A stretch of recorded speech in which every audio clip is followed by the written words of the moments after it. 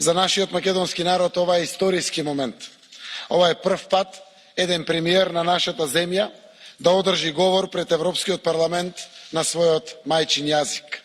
За македонската влада историски говор на Зоран Заев пред европратениците. За соседите признание дека во Македонија живеат бугари.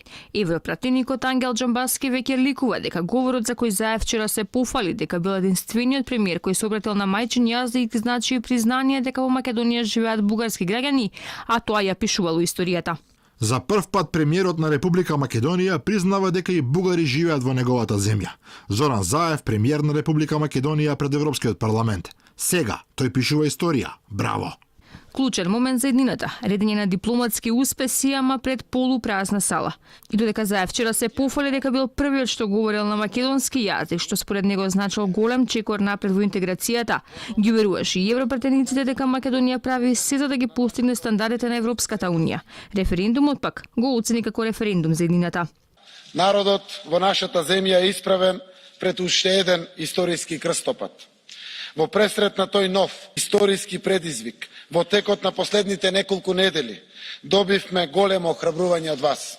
Само неколку дена претходно неговиот грчки колега Ципрас од истата говорница му испрати клучна порака. Без разлика што ќе си го смените името, вие ќе бидете словенска земја и јазикот е словенски, а не македонски. More important than anything else is the fact Уште поважно, можеби и поважно од се друго, е фактот што секој премиер на оваа земја во иднина ќе потврди дека нивната земја е словенска земја и нивниот јазик е словенски. Ова не беше случај се досега. Во целиот говор, премиерот Заев само еднаш ја спомена Република Македонија. Останува отворено прашањето, зошто македонскиот премиер избегнува да го користи уставното име на Македонија, иако договорот не е имплементиран, ниту пак се случени уставните измени.